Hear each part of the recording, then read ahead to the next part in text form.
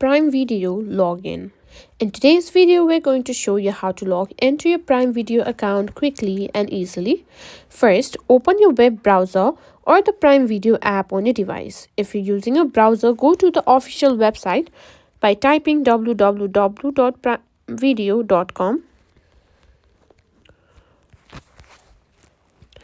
Once the site is open, you'll see a sign in button at the bottom corner, or you can also see the face or the profile where you can simply tap on it and simply click on sign in.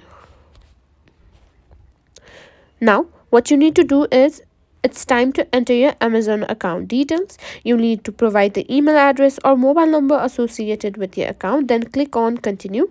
Next, enter your password. After that, click the sign in button.